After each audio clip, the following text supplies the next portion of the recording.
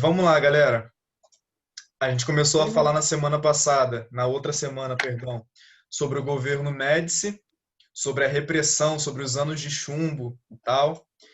E, gente, eu tô aqui com uma manchete. Vocês estão vendo o que está escrito aqui? Nesse não, na outra, que eu mudei sem querer. Vai. O que está escrito aqui? Nossa, você tirou o negócio. Tirou.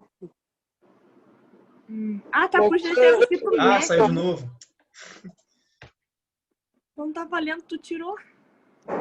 É esse aqui. Medici, ninguém segura esse país. Isso.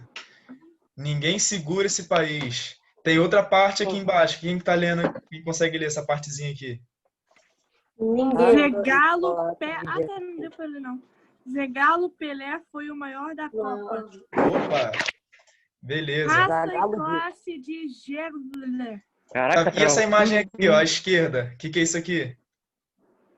Pessoinhas levantando o Brasil levantando a taça da Isso. Copa do Mundo. Aê! Isso, galera, olha só. Brasil é top. O Médici, ele começou a governar em 1970, de 70 a 74. Não sei se eu coloquei isso aqui em outro slide. O Messi? Médici. Parece Messi. Tá. Mas tem alguns anos que o Messi parou de governar. Tem uns anos que o Messi parou de governar. Melhor jogador. Grande jogador e político. Vamos lá.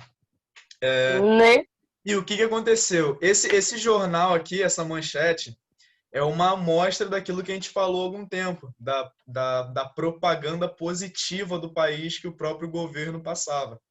E isso coincidiu, né, com a Copa de 70, onde o Brasil ganhou, foi tricampeão. Tanto que está aqui, ó, Zagallo. O Pelé foi o maior da Copa e tal. Raça e classe de Gerson. Jair, o Tigre de Aço. Volta a jogar, tô precisando.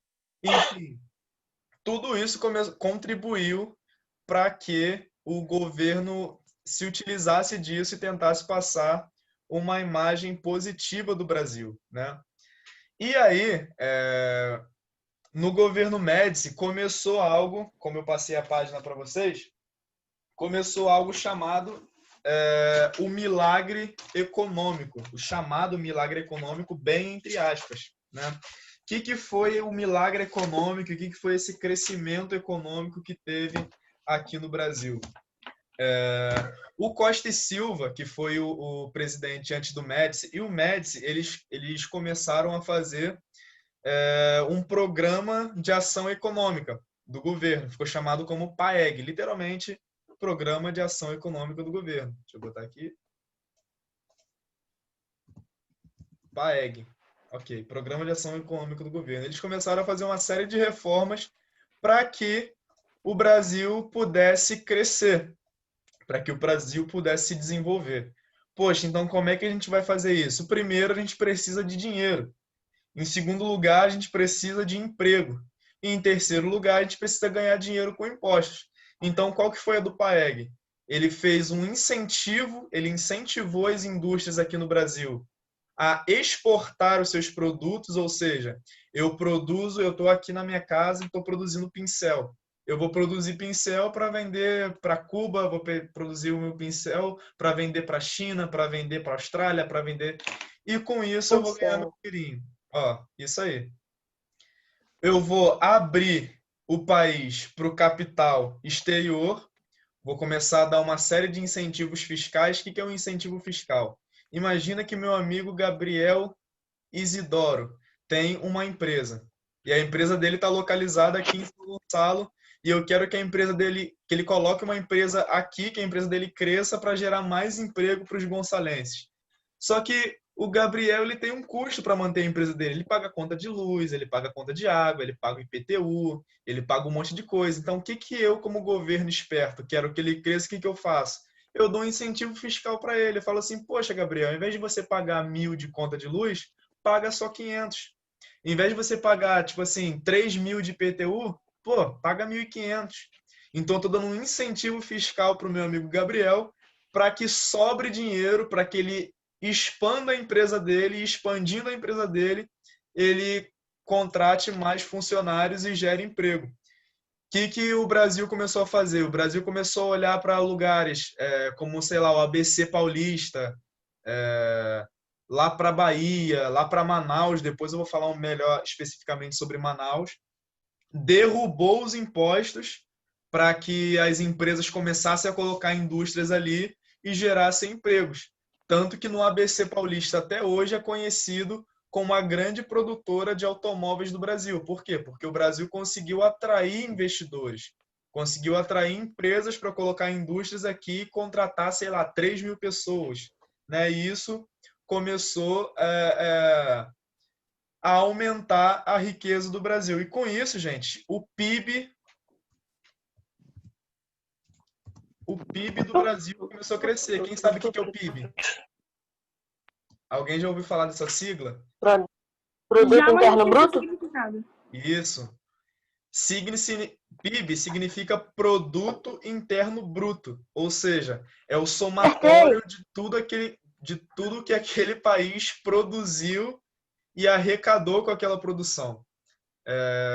Como eu falei para vocês, se o governo está incentivando a exportação, aí eu vender o meu pincel, produzi o pincel aqui, dei o pincel para o japonês me deu o dinheiro, ou seja, se eu estou exportando muito, está entrando muito dinheiro no Brasil, certo?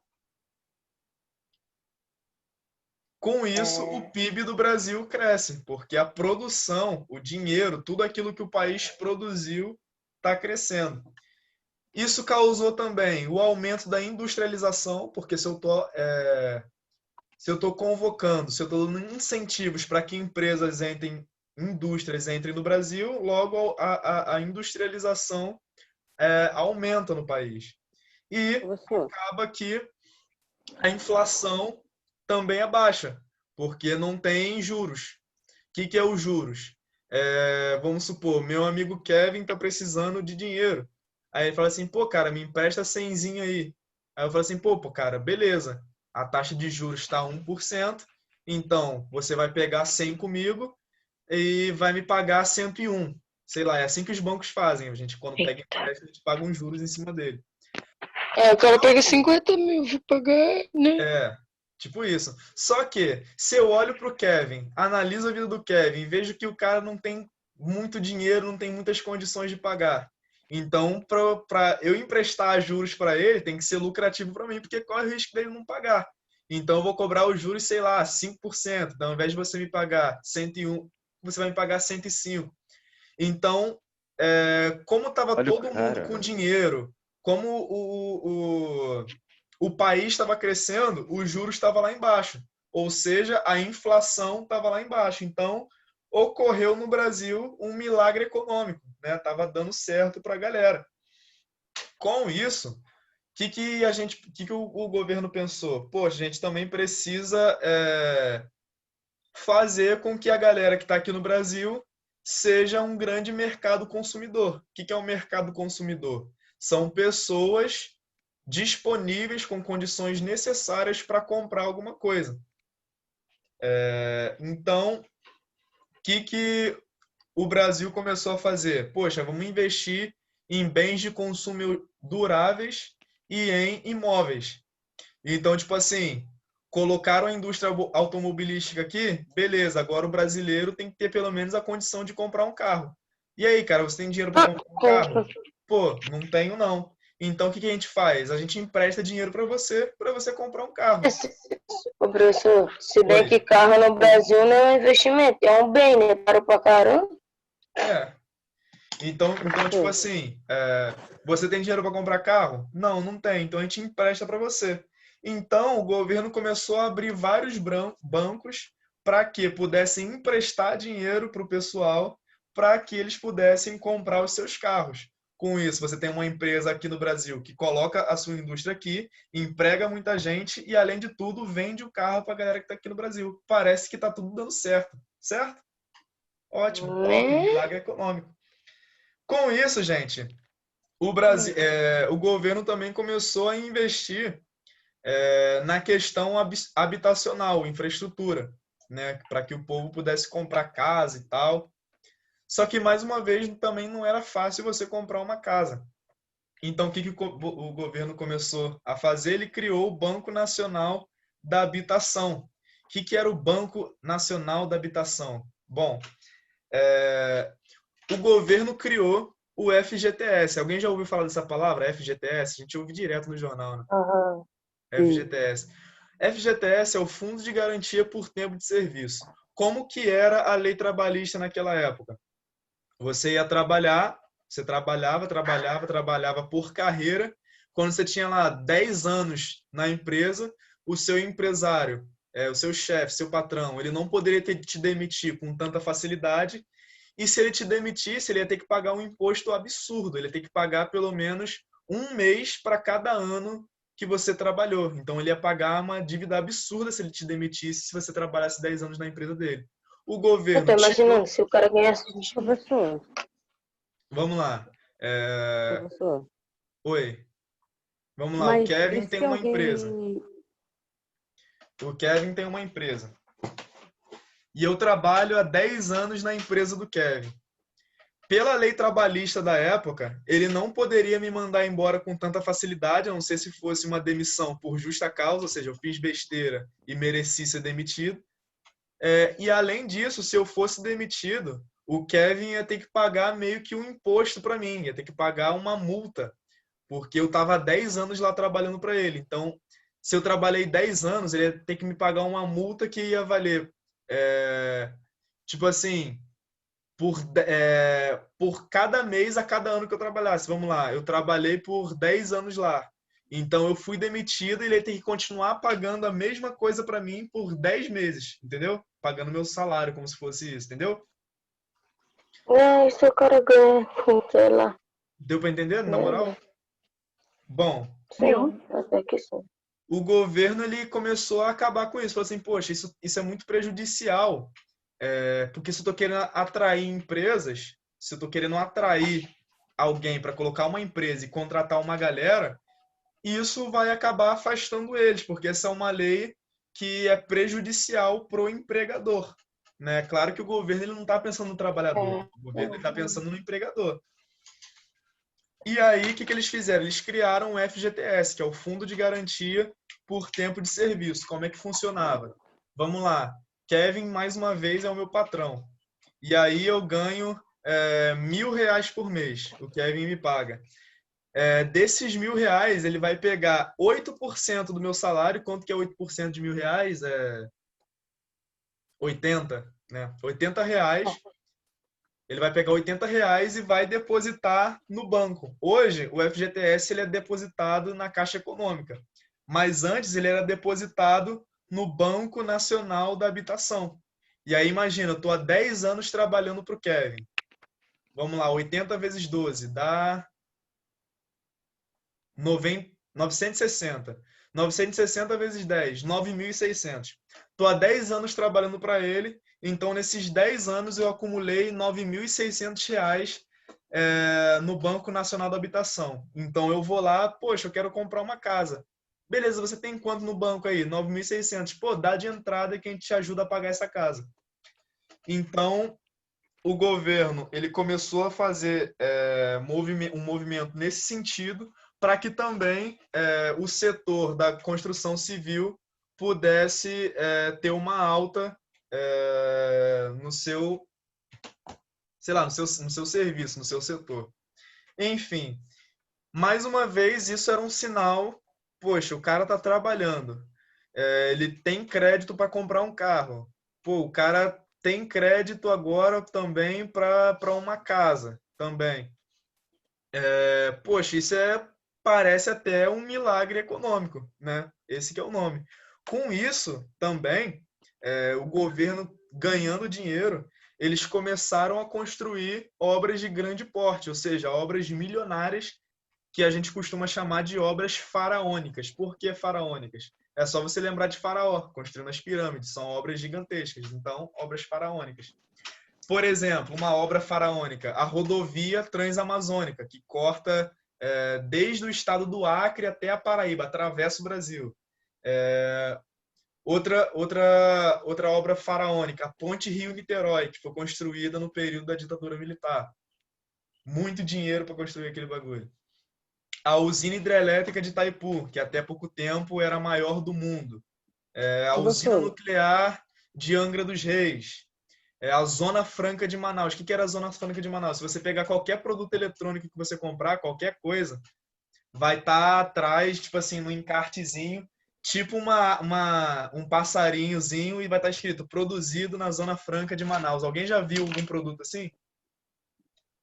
Não? Vou tentar achar alguma. professor, Oi. Beleza. quantos quilômetros tem a ponte Rio-Niterói? São 13. São Todos. 13. 13? Nossa. Vai lá, Douglas. Vai fazer uma corridinha lá, vai, corre 3 Só for km. 13 mil, né? Porque de um lado pro outro demora um século. Meu filho, aí é questão de engarrafamento, né? É questão de É distância. verdade. Tipo assim, a ponte ela foi feita para ser uma parada de alta velocidade, para você passar sem e passar rapidinho. Enfim. Mas o engarrafamento do caramba não adianta, né? Enfim. Você passa lá verdade. O que cedinho, acontece, não tem galera? nada. Como é que o governo conseguiu tanto dinheiro? Primeiro, para fundar banco. Como é que o governo conseguiu dinheiro? Para emprestar dinheiro para os outros. Como é que o governo conseguiu dinheiro? Para construir essas obras de grande porte. Como é que o governo conseguiu dinheiro para isso? Pegou emprestado com outros países. Isso. Pegou emprestado com os Estados Unidos da América, nosso grande camarada. Que legal. Pegou muito Nosso dinheiro. amiguinho, Pegou amiguinho de longa data. pegou muito dinheiro com os Estados Unidos da América. Só que aconteceu algo que ninguém esperava. Começou uma guerra, eu creio, acho que lá na frente a gente deve falar, uma guerra dos Estados Árabes, Arábia Saudita, Irã, Iraque, esses países lá do Oriente Médio contra a nação de Israel, que tinha acabado de ser criada. E aí, o que esses Estados Árabes, acho que é UEA o nome, União dos Estados Árabes. O que eles decidiram? Eles ainda são, né? Ainda hoje, são os maiores produtores de petróleo do mundo. Os caras têm muito dinheiro, são os sheiks. Por que um sheik consegue, sei lá, gastar 1 bilhão para contratar jogadores para o PSG? Por que um sheik consegue contratar 1 bilhão de jogadores lá para o Manchester City, para o Chelsea? Por quê? Porque são administrados por sheiks, né? Por esses caras super ricos. Enfim. Pensei que era pelo McDonald's.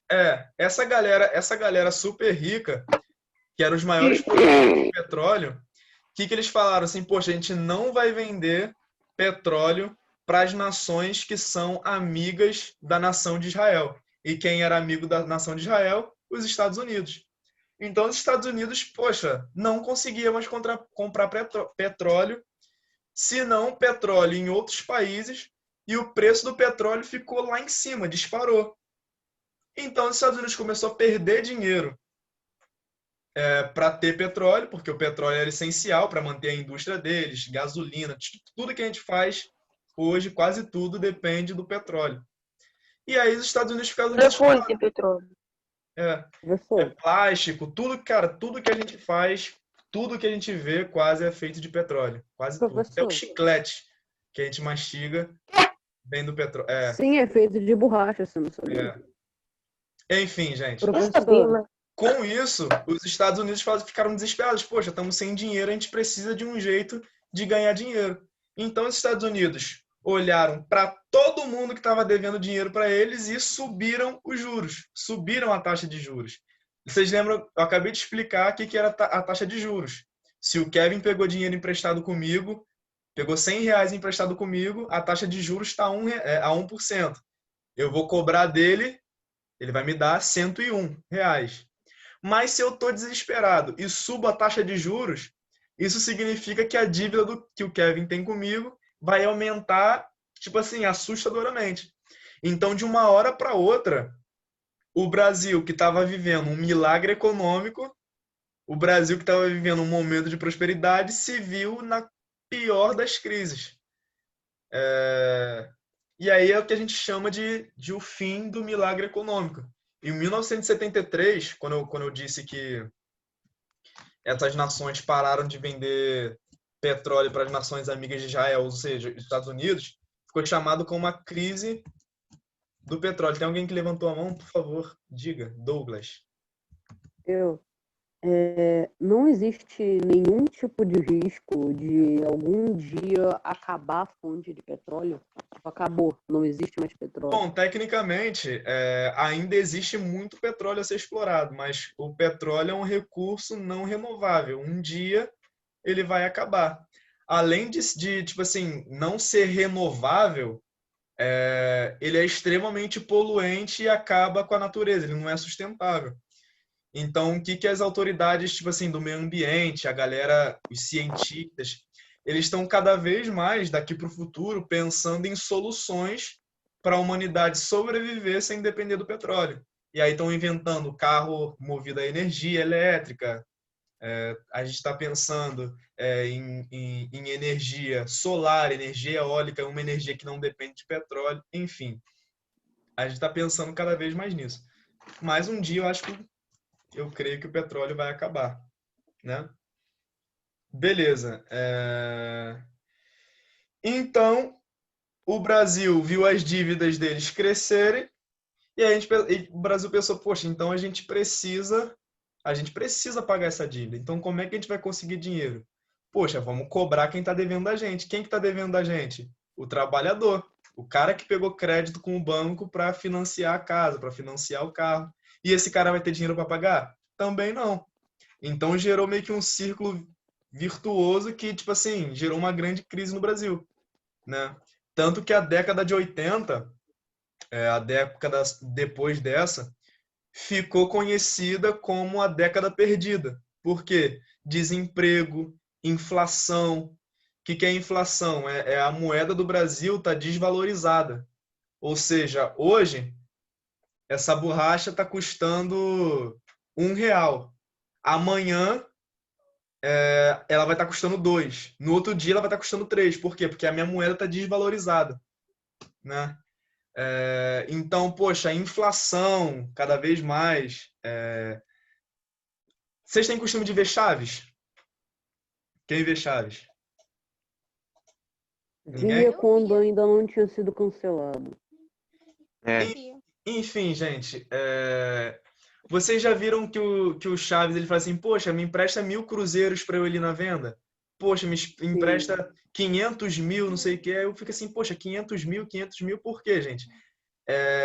Quando o Chaves foi dublado, ele foi dublado nessa época de inflação. Por isso que a moeda é toda esquisita, cruzados, cruzeiros, era a moeda do Brasil nessa época. E aí, gente, a inflação do Brasil era tanto que era literalmente 500 mil, 100 mil para você comprar, sei lá, pão. 100 mil para você ir comprar um pirulito. Igual é atualmente em alguns países também aqui vizinhos, né? Porque, Venezuela e tal. Você pega 1.000 do dinheiro deles para comprar um pão. Tipo isso. Tinha gente na Venezuela, tinha gente com um carrinho de mão de dinheiro para comprar, fazer as compras do mês. Porque a inflação desvalorizou a moeda completamente, né? Enfim. E aí tem essa charge aqui. Alguém consegue ver? Tá todo mundo. Sim. Dá para ver sim.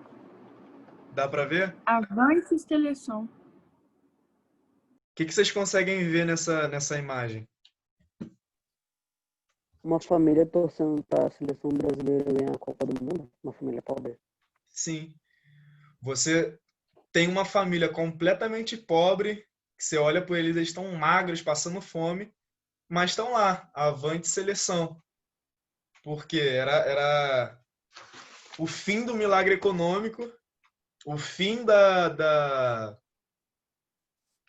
o fim daquele círculo virtuoso que o Brasil entrou de crescimento da economia, e agora aquela galera que antes que o governo passava, que, poxa, ninguém segura esse país, poxa, o Brasil é o maior país do mundo, o Brasil venceu a Copa e tal.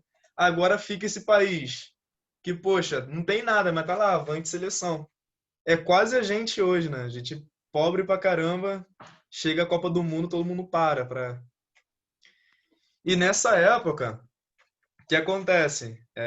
Essa charge aqui, ela ilustra muito bem aquilo que eu falei com vocês acerca da imprensa nanica. Quem lembra da imprensa nanica? Que eram jornais que se utilizavam do humor e da ironia para escapar da censura do governo. Esse cara chamado Jaguar foi um cartunista que publicou nessa imprensa nanica, fez várias críticas ao governo, né, principalmente nessa questão do milagre econômico. Então, gente, o governo Médici, além de ser marcado pela intensa repressão, foi marcado também por essa quebra do círculo virtuoso e pelo fim do milagre econômico.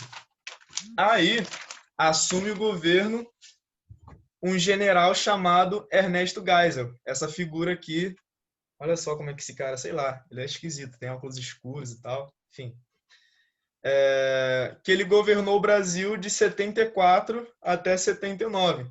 E ele assumiu o Brasil justamente quando a onda estava quebrando em cima dele, quando o pau estava quebrando.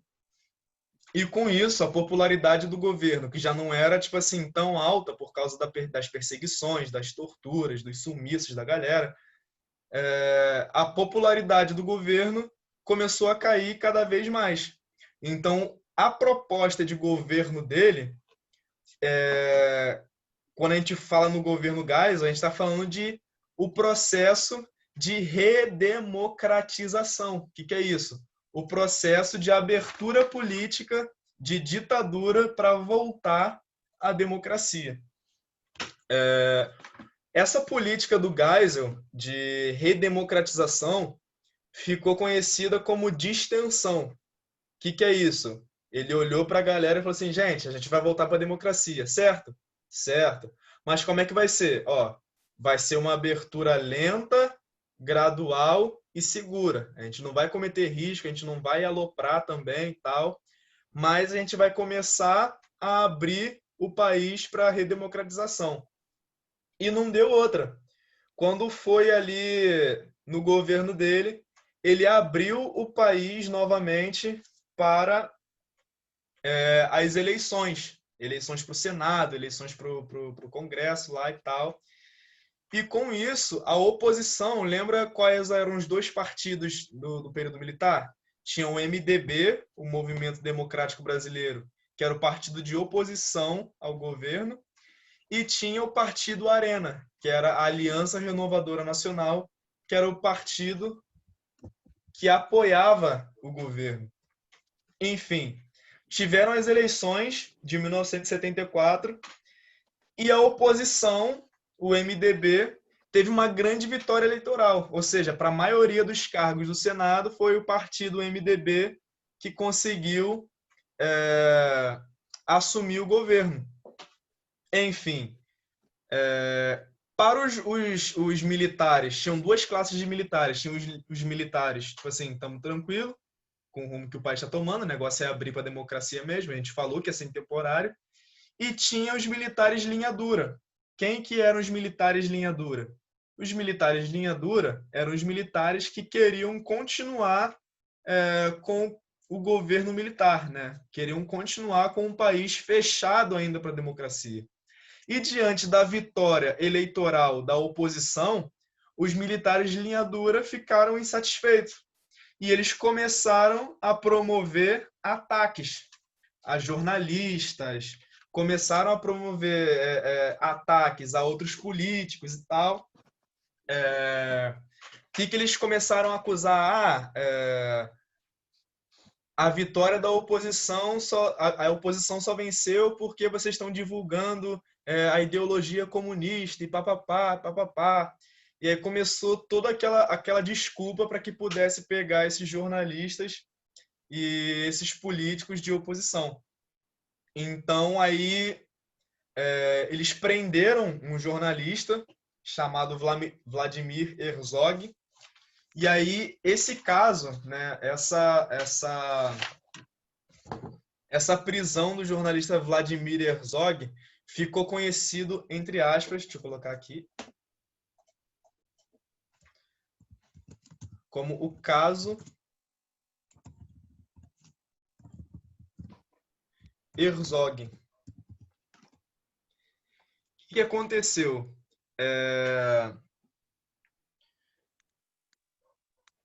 os militares linha dura pegaram esse jornalista chamado Vladimir Herzog e levaram ele lá para as dependências, lá para o prédio, para a sede do Destacamento de Operações de Informação, né? O Centro de Operações de Defesa Interna, que era o sistema de inteligência e tal do Brasil.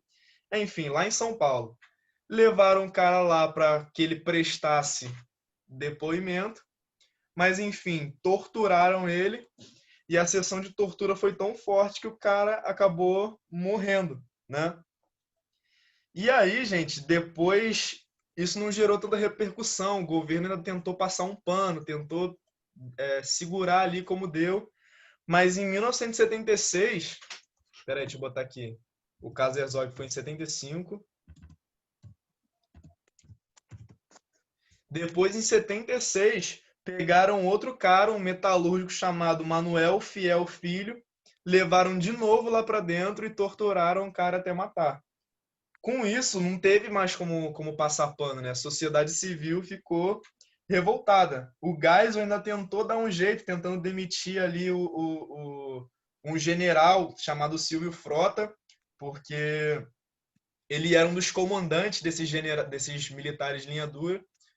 O Geisel demitiu o Silvio Frota, que era também chefe desse sistema, desse destacamento de operações de informação, e isso gerou uma grande repercussão no Brasil.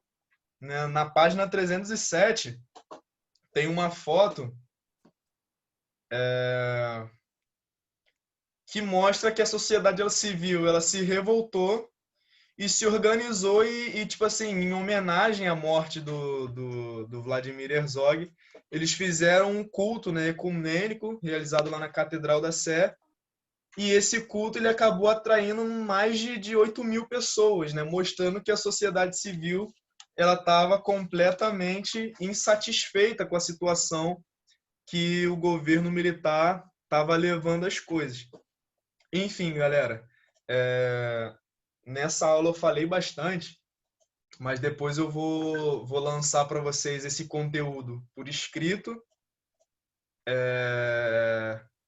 lá no grupo, em PDF. Eu vou mandar o link da aula e eu vou pedir, galera, para vocês fazerem os exercícios das páginas 310 até a 313. Falou? E aí vocês me mandam ou por e-mail, foto por e-mail, foto do exercício, ou vocês podem mandar pelo Ou WhatsApp mostra na mesmo. próxima aula sua, né? Oi? Ou podemos Eu mostrar na mostro próxima aula sua. Tá bom? Tá bom, beleza. Parar de